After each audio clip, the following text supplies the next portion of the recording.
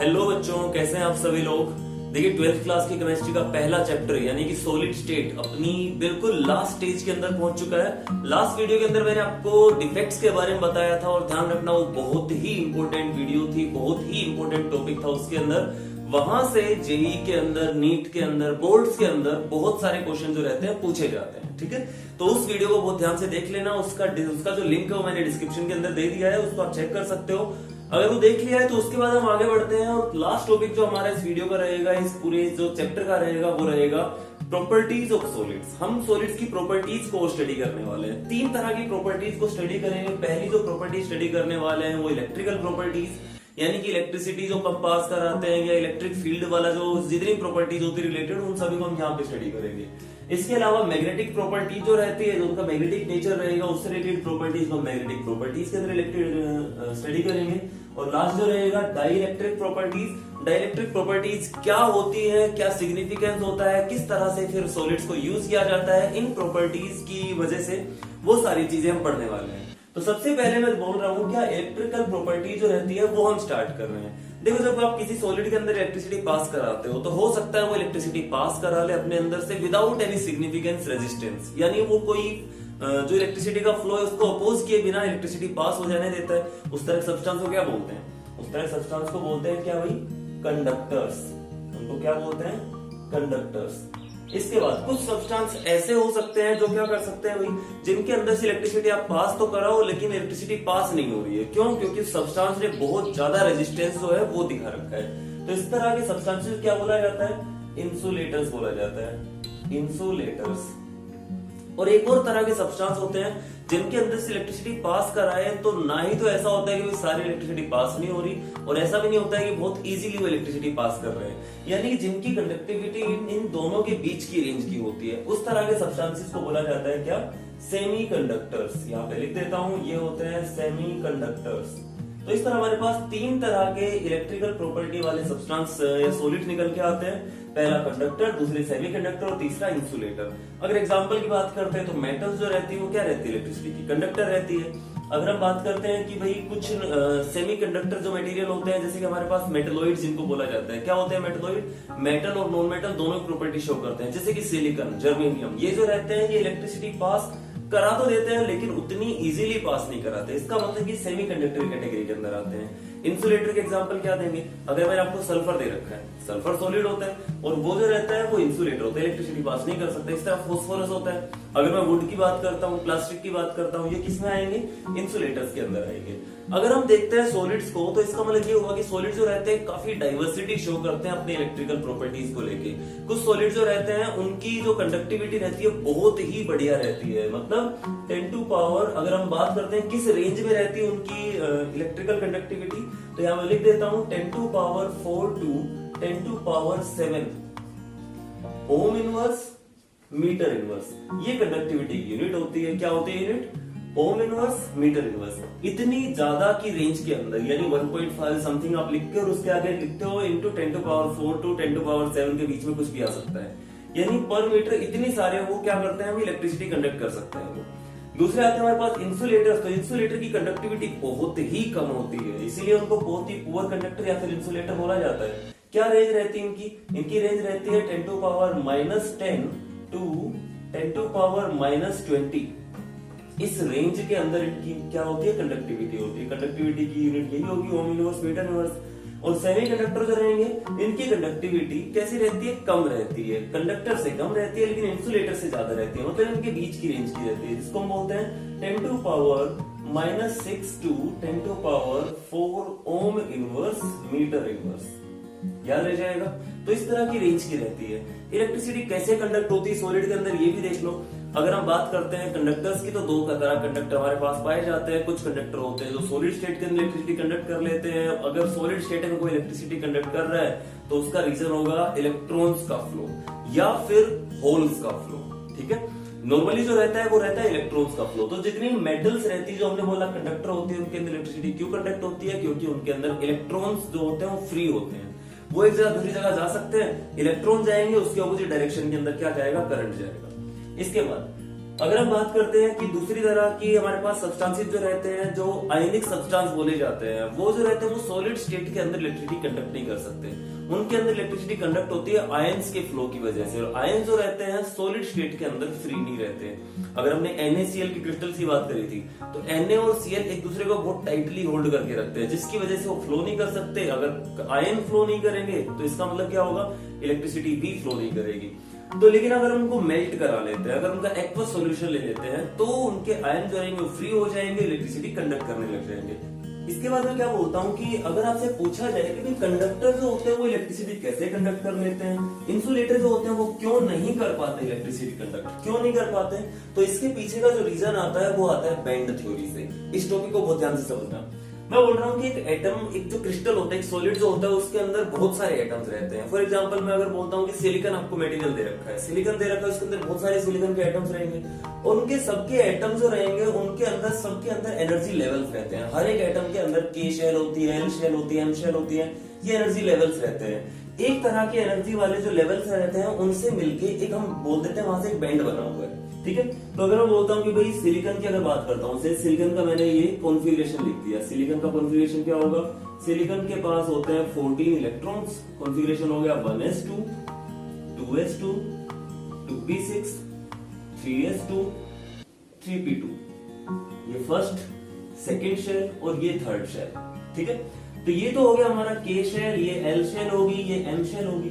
तो इस तरह मैंने बोला है कि किसी भी एक मटेरियल के अंदर बहुत सारे एटम्स रहते हैं और हर एक एटम के इलेक्ट्रॉन्स रहते हैं, डिफरेंट एनर्जी लेवल्स के अंदर रहते हैं। अब जितने हमारे पास सिलिकॉन के एटम होंगे, सबके K शेल जो रहेंगे उनकी एनर्जी इक्वल रहेगी, ऑलमोस्ट इक्वल रहेगी। मैं ऑलमोस्ट इक्वल क्यों बोल रहा हूँ, क्योंकि हो सकता है कि किसी केस के अंदर सिलिकॉन जो है वो कुछ एनर्जी एब्जॉर्ब कर रहा हो, या किसी केस के अंदर हो सकता है कि सिलिकॉन जो कुछ एनर्जी एमिट कर रहा हो। तो वहां पे एनर्जी का थोड़ा बहुत डिफरेंस आ सकता है, लेकिन वो बहुत ज्यादा सिग्निफिकेंट नहीं रहेगा। इसलिए हम बोल रहे हैं कि ऑलमोस्ट इक्वल एनर्जी होती है K शेल वाले जितने भी इलेक्ट्रॉन मिलेंगे सबकी, L शेल वालों की सबकी एनर्जी सिमिलर मिलेगी, M वालों की सबकी एनर्जी इक्वल मिलेगी। और इस तरह से इन K शेल वालों से मिलकर बन गया एक बैंड, इनके मिलने से बन गया दूसरा बैंड, इनके मिलने से बन गया एक तीसरा बैंड। अगर मैं बात करता हूं कि 4s है, वहां पे कोई इलेक्ट्रॉन नहीं है, 4p भी खाली है, 4d भी खाली है, 4f भी खाली है, और बीच में 3p के बाद 4s के बाद जो आता है 3d, वो भी थर्ड शेल के अंदर आता है, वो जो रहता है वो भी खाली है, ठीक है। तो यहां से मैं बोलता हूं कि हमारे पास जो बैंड्स बनते हैं वो अंदर वाले बैंड जो रहते हैं, जो वैलेंस शेल को छोड़ के जो बैंड रहते हैं वो सारे भरे हुए रहते हैं, और जो वैलेंस शेल वाले जो बैंड बनते हैं उनके अंदर वो कंप्लीटली फिल्ड भी हो सकते हैं, वो पार्शियली फिल्ड भी हो सकते हैं। तो यहां से मैं बोल देता हूं कि भाई जो हमारे पास जो वैलेंस शेल की वजह से मिलके जो बैंड बना था उसको बोला जा रहा है वैलेंस बैंड। उसको हम क्या बोल रहे हैं, वैलेंस बैंड बोल रहे हैं। और इस वैलेंस बैंड के अंदर कुछ इलेक्ट्रॉन रहेंगे ही रहेंगे, जहां पे लास्ट इलेक्ट्रॉन रहेंगे उनको वैलेंस शेल बोलते हैं, और वैलेंस शेल से मिलने वाले बैंड को क्या बोलते हैं, वैलेंस बैंड बोलते हैं।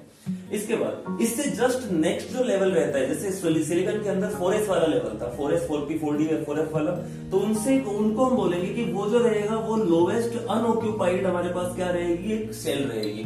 उसकी वजह से जो हमारे पास बैंड बनेगा उसको हम बोलते हैं कंडक्शन बैंड। उसको क्या बोला जाता है, उसको बोलते हैं कंडक्शन बैंड। और कई बार ऐसा होता है कि यहां से इलेक्ट्रॉन जो रहते हैं, अगर मेटल का जो न्यूक्लियस है वो इलेक्ट्रॉन को टाइटली हेल्ड करके नहीं रख रहा है, सॉलिड के एटम जो है अगर उनका न्यूक्लियस इलेक्ट्रॉन को टाइटली हेल्ड करके नहीं रख रहा है, तो हो सकता है कि ये इलेक्ट्रॉन वैलेंस बैंड से कहां चले जाए, इस नेक्स्ट एनर्जी लेवल के वाले बैंड के अंदर, कंडक्शन बैंड के अंदर चले जाए। और जब इलेक्ट्रॉन कंडक्शन बैंड के अंदर चले जाते हैं तब हमारा जो मटेरियल रहेगा वो इलेक्ट्रिसिटी कंडक्ट कर सकता है। बैंड थ्योरी क्लियर हुई कि नहीं हुई, इलेक्ट्रिसिटी कंडक्ट होगी या नहीं होगी, किससे पता चलेगा कि इलेक्ट्रॉन कंडक्शन बैंड में है कि नहीं। कंडक्शन बैंड क्या होता है, जो हमारे पास जो वैलेंस शेल के बाद नेक्स्ट जो हमारे पास ऑर्बिट होती है उनसे मिलके जो बैंड बनता है उसको क्या बोलते हैं, कंडक्शन बैंड बोलते हैं, ठीक है। इसके बाद मैं बोल रहा हूँ कि कंडक्शन बैंड के अंदर इलेक्ट्रॉन रहेंगे तभी वहां से इलेक्ट्रिसिटी क्या हो सकती है, कंडक्ट हो सकती है। इनके बीच में कुछ एनर्जी गैप है।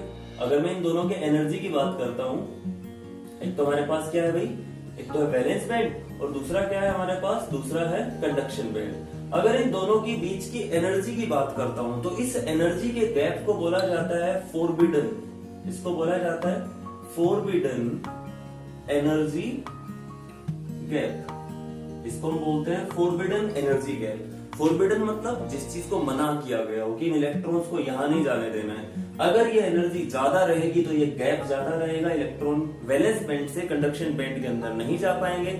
इसका मतलब इलेक्ट्रिसिटी कंडक्ट नहीं हो पाएगी। वो मटेरियल कैसा रहेगा? कंडक्टर होगा, इंसुलेटर होगा, इंसुलेटर हो जाएगा।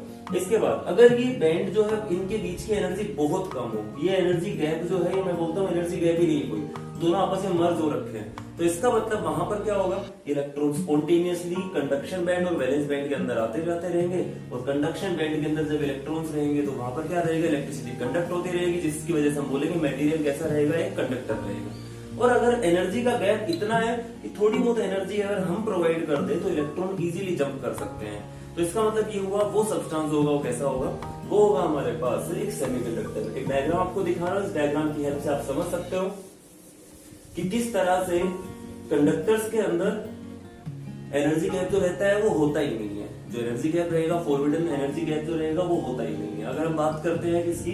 इंसुलेटर्स की बात करते हैं, इंसुलेटर्स के अंदर क्या रहता है? एनर्जी गैप बहुत ज्यादा रहता है, और सेमीकंडक्टर्स के अंदर एनर्जी गैप जो रहता है वो मॉडरेट रहता है। इतनी चीज क्लियर होगी।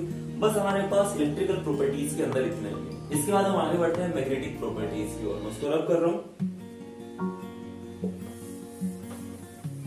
मैग्नेटिक प्रॉपर्टीज की जब हम बात करते हैं तो सबसे पहली चीज तो ये कि मैग्नेटिक प्रॉपर्टी आती कहां से है। कुछ सॉलिड तो ऐसे होते हैं जिनको अगर आप एक मैग्नेट के पास लेके आएंगे वो चिपक जाएंगे उससे, ठीक है। कुछ ऐसे हो सकते हैं जो रिपेल करें, ठीक है।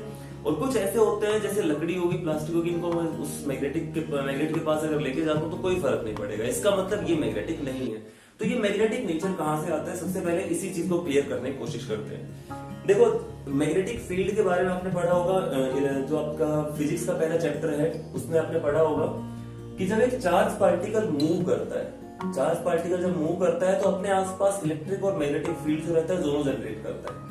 अगर हम एक एटम की बात करते हैं तो एटम के अंदर क्या रहता है भाई? ये न्यूक्लियस होगा, इसके बाहर ये इलेक्ट्रॉन घूमने लग रहा है। इस इलेक्ट्रॉन के घूमने की वजह से, इस चार्ज पार्टिकल के घूमने की वजह से क्या होगा? एक मोमेंट, मैग्नेटिक मोमेंट जो रहेगा वो जनरेट हो जाएगा, मैग्नेटिक फील्ड जनरेट हो जाएगा। इसके साथ साथ तो इस तरह से इलेक्ट्रॉन अगर ऑर्बिटल के अंदर घूम रहा है तो यहां से बनता है उसका orbital momentum, orbital angular momentum भी बोलते हैं इसको, ऑर्बिटल मैग्नेटिक मोमेंट भी बोलते हैं। एक और तरह का मोशन भी इलेक्ट्रॉन करता है, वो कौन सा करता है? वो अपनी स्पिन के ऊपर इस तरह से घूमता है। स्पिन के ऊपर क्या करता है भाई? वो रोटेट करता है। तो यहां से मैं बोलता हूं कि इलेक्ट्रॉन जो रहेगा वो अपनी स्पिन के ऊपर, अगर ये एक इलेक्ट्रॉन था, ये अपनी स्पिन के ऊपर भी क्या करेगा? इस तरह से एक क्लॉकवाइज या एंटी क्लॉकवाइज डायरेक्शन के अंदर क्या करता रहेगा? ये ऐसे स्पिन करता रहेगा। तो यहां से जो मोमेंट निकल के आता है उसको बोला जाता है स्पिन मोमेंट या स्पिन एंगुलर मोमेंट। तो इस तरह से हम बोल रहे हैं कि इलेक्ट्रॉन जो है वो दो तरह का मोशन कर रहा है, और दोनों तरह के मोशन की वजह से ही क्या हो रहा है? उसके अंदर मैग्नेटिक मोमेंट जनरेट हो रहा है। तो पहली चीज तो आपको ये समझ लेनी है कि हर एक मटेरियल के अंदर, हर एक एटम जो रहेगा उसका कुछ ना कुछ मैग्नेटिक मोमेंट तो रहता ही रहता है। अब वो चीजें अगर बढ़ती जा रही है तो वो चीज मैग्नेटिक मोमेंट शो करेगी, अगर वो चीज कैंसिल हो गई तो इसका मतलब मैग्नेटिक मोमेंट शो नहीं होगा। मैं इसको रब कर रहा हूँ और फिर दोबारा से मैग्नेटिक प्रॉपर्टी जो है उनके इसमें क्लासिफिकेशन कर रहे हैं, सॉलिड कितने टाइप के होते हैं। तो देखो अभी मैग्नेटिक प्रॉपर्टीज के बेस पे मैंने जो सॉलिड है उनका क्लासिफिकेशन किया, और 5 तरह के सॉलिड हमें मिलते हैं। एक एक करके हमें पढ़ना है जिसके अंदर कौन कौन से आ रहे हैं? Paramagnetic, diamagnetic, ferromagnetic, anti ferromagnetic, और उसके बाद आया हुआ है कौन सा? फेरीमैग्नेटिक। सबसे पहले हम देखते हैं पैरामैग्नेटिक सब्सटेंस क्या होते हैं। आपने पढ़ा होगा इनऑर्गेनिक केमिस्ट्री के अंदर भी 11th क्लास में, जिनके पास अनपेयर्ड इलेक्ट्रॉन रहते हैं, जिन भी एटम्स या सब्सटेंसेस के पास क्या रहते हैं? अनपेयर्ड इलेक्ट्रॉन रहते हैं, वो मैग्नेटिक फील्ड के अंदर अट्रैक्ट होते हैं। वीकली अट्रैक्ट होते हैं लेकिन अट्रैक्ट होते हैं। तो जिनके पास अनपेयर्ड इलेक्ट्रॉन रहते हैं और जब उनको किसी एक्सटर्नल मैग्नेटिक फील्ड के अंदर रखा जाए तो क्या होगा? वो अट्रैक्ट होने लग जाते हैं उसके अंदर। तो उनको हम क्या बोलते हैं? पैरामैग्नेटिक सब्सटेंसेस बोलते हैं। एग्जांपल यहाँ पे क्लियर। दूसरा, डायमैग्नेटिक सब्सटेंस क्या होते हैं? तो डायमैग्नेटिक सब्सटेंस ऐसे सब्सटेंस होते हैं जिनको अगर मैग्नेटिक फील्ड के अंदर रखा जाए तो वो रिपेल करने लग जाते हैं, वो क्या करते हैं? दूर भागते हैं, उस मैग्नेटिक फील्ड के अंदर नहीं रहना चाहते। और एक और खासियत क्या होती है? इनके पास कोई भी अनपेयर्ड इलेक्ट्रॉन नहीं रहता, सभी पेयर्ड अप रहते हैं। सारे इलेक्ट्रॉन कैसे रहते हैं? पेयर्ड अप रहते हैं। इनके एग्जांपल भी क्लियर है। अब तीसरा, चौथा और पांचवा जो है वो आपस में इंटर रिलेटेड है, इनको समझने की जरूरत है। तीसरा जो हमारे पास आया वो आया है फेरोमैग्नेटिक सब्सटेंसेस। फेरोमैग्नेटिक क्या होते हैं? फेरोमैग्नेटिज्म जो है वो एक्चुअल में पैरामैग्नेटिज्म का एक स्ट्रॉन्ग केस है, उसका एक्सट्रीम केस है। जब बहुत ज्यादा अट्रैक्शन होने लग जाती है, कहां पर? मैग्नेटिक फील्ड के अंदर, तो वहां पर हम बोलते हैं कि कुछ सब्सटेंस ऐसे भी रहते हैं जिनको अगर हम उस मैग्नेटिक फील्ड से बाहर भी निकाल ले तो उनके पास खुद का क्या रहता है, एक मैग्नेटिक नेचर रह जाता है और वो परमानेंट मैग्नेटिक नेचर रह जाता है। इसका मतलब कुछ सब्सटेंस ऐसे होते हैं जिनके पास एक परमानेंट मैग्नेटिक नेचर होता है। इन सब्सटेंसेस क्या बोला जाता है, फेरोमैग्नेटिक बोला जाता है। अगर फेरोमैग्नेटिक सब्सटेंस की बात करता हूँ, इसके एग्जांपल जो रहेंगे उसको समझाने के लिए आपको बुक के अंदर काफी सारी चीजें दे रखी है। मैं आपको एक सिंपल सा डायग्राम बना के दिखा रहा हूँ। देखो, मान लेते हैं हमारे पास कोई सॉलिड रखा हुआ है और हम बोल रहे हैं सॉलिड जो रहते हैं किससे मिलके बने हुए हैं, वो लॉन्ग रेंज और शॉर्ट रेंज ऑर्डर से मिलके बने हुए हैं। मान लेते हैं कि इतने पोर्शन के अंदर कुछ एक रेंज ऑफ ऑर्डर है। इसके बाद यहाँ पर एक अलग रेंज ऑफ ऑर्डर है, यहाँ पे एक अलग रेंज ऑफ ऑर्डर है, यहाँ पे अलग रेंज ऑफ ऑर्डर है। इस तरह बहुत सारे पोर्शंस है यहाँ पर, ठीक है। इस तरह बहुत सारे क्या है यहाँ पर, पोर्शंस है। इनके अंदर ज्योमेट्री जो है ऑलमोस्ट सिमिलर है, लेकिन पैटर्न जो है वो कुछ देर के बाद टूट जाता है डिफेक्ट्स की वजह से। तो हम बोल रहे हैं ये बहुत सारे रीजंस जो रहेंगे, इन रीजंस को बोला जाता है डोमेन्स। इनको मैं क्या नाम देता हूँ, इन हर एक रीजन को एक नाम दिया मैंने, डोमेन। और हर एक जो डोमेन है वो पैरामैग्नेटिक है। हर एक डोमेन कैसा है, पैरामैग्नेटिक है। साथ ही साथ इन सभी का जो पैरामैग्नेटिक नेचर था, इनकी जो हर एक मैग्नेटिक फील्ड की जो ओरिएंटेशन थी, उनको इस तरह से अलाइन किया कि सबकी ही ओरिएंटेशन एक साइड में थी। इसका मैग्नेटिक फील्ड जो था उसकी जो ओरिएंटेशन जिस साइड में थी, बाकी सबकी ही ओरिएंटेशन भी उसी साइड में थी। इसका मतलब सारे डोमेन्स का जो मैग्नेटिक नेचर रहेगा वो आपस में जुड़ता चला जाएगा और अल्टीमेटली ये जो सब्सटेंस रहेगा बहुत ज्यादा पैरामैग्नेटिज्म शो करेगा। और इस केस को हम क्या बोलते हैं, फेरोमैग्नेटिज्म बोलते हैं। इस तरह के सब्सटेंसेस क्या बोलते हैं, फेरोमैग्नेटिक सब्सटेंस बोलते हैं।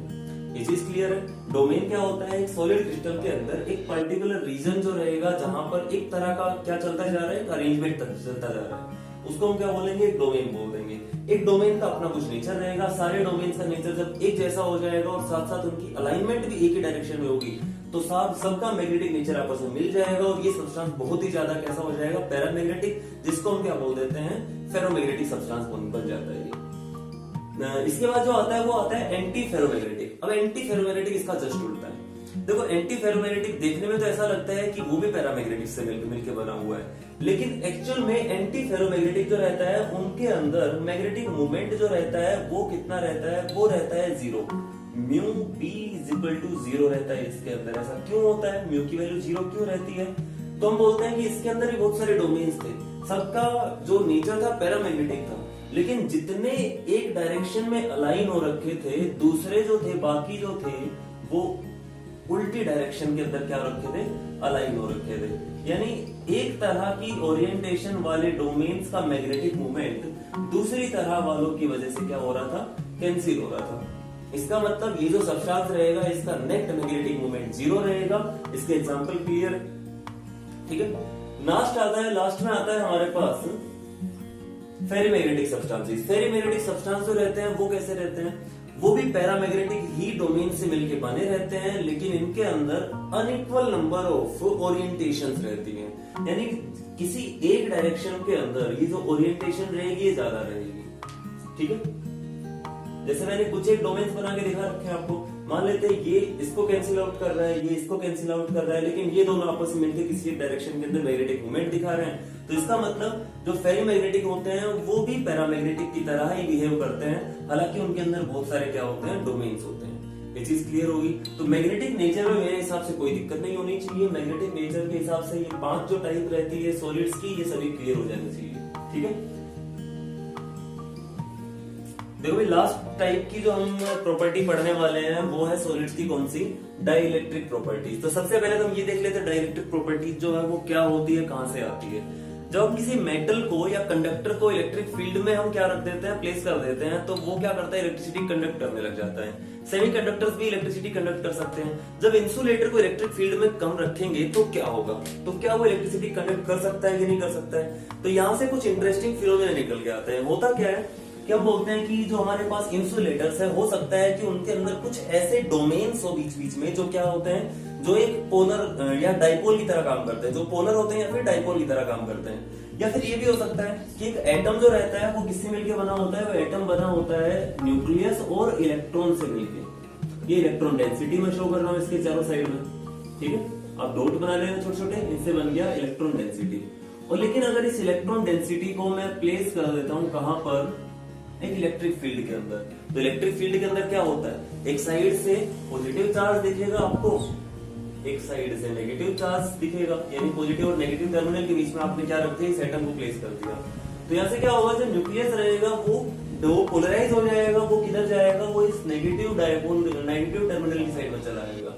यहाँ पे आ गया ये न्यूक्लियस, और इलेक्ट्रॉन जो रहेंगे वो ज्यादा इकट्ठे हो जाएंगे किस साइड में, वो इस तरह से इस पॉजिटिव टर्मिनल की साइड में इकट्ठे हो जाएंगे। ठीक है, तो इस तरह हम बोलते हैं कि एटम्स जो रहते हैं वो चाहे इंसुलेटर के हो, चाहे वो कंडक्टर के हो, किसी के भी हो, वो भी स्लाइटली क्या हो सकते हैं, पोलराइज हो सकते हैं when they are placed in an electric field. इसके बाद हम क्या बोल रहे हैं, तो अगर ये इस तरह से पोलराइजेशन हो सकता है तो कुछ ना कुछ तो प्रॉपर्टीज दिखनी चाहिए इलेक्ट्रिसिटी कंडक्ट करने की या इलेक्ट्रिसिटी जनरेट करने की। तो 5 तरह के फिनोमेना यहाँ से निकल के आते हैं। जो सबसे पहला फिनोमेना यहाँ से निकल के आता है वो आता है पीजो इलेक्ट्रिसिटी। पीजो इलेक्ट्रिसिटी क्या होती है भाई, पीजो इलेक्ट्रिसिटी मतलब जब आप किसी इंसुलेटर को या किसी भी सॉलिड सब्सटेंस को कंप्रेस करते हैं, उसके ऊपर मैकेनिकल फोर्स लगाते हैं, उसको दबाते हैं, तो उससे क्या होता है, आयंस का डिस्प्लेसमेंट हो जाता है, और जब आयंस डिस्प्लेस होते हैं तो उसकी वजह से इलेक्ट्रिसिटी कंडक्ट होने लग जाती है। तो इसका मतलब ये हुआ, जब आप सब्सटेंस को कंप्रेस करके इलेक्ट्रिसिटी जनरेट करते हैं तो उस इलेक्ट्रिसिटी को बोला जाता है पीजो इलेक्ट्रिसिटी। पहली चीज क्लियर है। दूसरी चीज आती है पायरो इलेक्ट्रिसिटी। पायरो इलेक्ट्रिसिटी क्या होती है, पायरो इलेक्ट्रिसिटी वो इलेक्ट्रिसिटी होती है जो पायरो मतलब हीट, जो पीजो इलेक्ट्रिक मटेरियल्स को हीट करके फिर प्रोड्यूस कराई जाती है। तो इस तरह ध्यान रखना आपको कि when a piezo electric material is heated some kind of energy या इलेक्ट्रिसिटी इज प्रोड्यूस्ड, वहां से इलेक्ट्रिसिटी जनरेट होती है। तो इस तरह के मटेरियल को बोलेंगे हम पायरो इलेक्ट्रिक मटेरियल, और इस तरह इलेक्ट्रिसिटी जनरेट होगी उसको बोलेंगे पायरो इलेक्ट्रिसिटी। तीसरी आती है फेरो इलेक्ट्रिसिटी। तो फेरो वर्ड का मतलब आपको ध्यान रख लेना है कि जब कोई चीज परमानेंट हो जाए तब हम उसको बोलते हैं क्या, फेरो इलेक्ट्रिसिटी। तो फेरो इलेक्ट्रिसिटी क्या होते हैं कि आपने बोला कि इसको कंप्रेस किया आपने और उससे जो पोलराइजेशन था वो बना रह गया, कंप्रेस करके आपने जब छोड़ा पीजो इलेक्ट्रिक मटेरियल को, इलेक्ट्रिसिटी आनी बंद हो गई। इसके बाद हम क्या बोलते हैं, फेरो इलेक्ट्रिक के अंदर क्या रहेगा, फेरो इलेक्ट्रिक के अंदर जब उस मटेरियल को छोड़ दिया जाएगा पीजो इलेक्ट्रिक मटेरियल को, तब भी उसके अंदर वो एक पोलराइजेशन बना रहेगा, जिसकी वजह से वो क्या करेगा, इलेक्ट्रिसिटी कंडक्ट करा सकता है या इलेक्ट्रिसिटी जनरेट कर सकते हैं। इस तरह की इलेक्ट्रिसिटी को हम बोलते हैं फेरो इलेक्ट्रिसिटी। नेक्स्ट आता है एंटी फेरो इलेक्ट्रिसिटी। ये जो रहता है इसका जस्ट उल्टा रहेगा। यहाँ पे आप कंप्रेस करा के छोड़ते हैं या कंप्रेस नहीं भी कराते हैं, इलेक्ट्रिक फील्ड के अंदर आप रखते हैं या नहीं रखते हैं, इलेक्ट्रिसिटी जो रहेगी वो कैसी रहेगी, वो ऑलमोस्ट जीरो रहेगी। ठीक है, लास्ट आता है सेमी कंडक्टिविटी। तो सेमी कंडक्टिविटी जो रहती है वो सेमी कंडक्टर्स केस में आती है। सेमी कंडक्टर्स की अगर आप टेम्परेचर बढ़ा देते हैं, उनकी अगर आप क्या करते हैं, हीटिंग करना स्टार्ट कर देते हैं, तो वहां पर उनकी कंडक्टिविटी बढ़ जाती है। कंडक्टिविटी क्यों बढ़ती है, क्योंकि टेम्परेचर बढ़ाने से आयंस या सॉलिड जो आयंस या एटम जो रहेंगे वो ज्यादा वाइब्रेट करने लगते हैं। अगर वो थोड़े फ्री है तो वो और ज्यादा फ्री हो जाते हैं, इलेक्ट्रॉन एक लेवल से दूसरे लेवल के अंदर चले जाते हैं। इस तरह से उनकी कंडक्टिविटी बहुत ज्यादा हो जाती है। इस फिनोमिना को सुपर कंडक्टिविटी बोला जाता है। मरकरी जो रहती है मेटल, वो भी सुपर कंडक्टिविटी शो करती है। ठीक है, तो ये चैप्टर जो होता है सॉलिड स्टेट, ये खत्म हो गया है। इस चैप्टर को अच्छे से आप लोगों को कवर कर लेना है। इसके क्वेश्चन करना हम स्टार्ट करेंगे नेक्स्ट वीडियोस के अंदर। तब तक के लिए आप पढ़ते रहिए, सीखते रहिए। Thank you, good bye.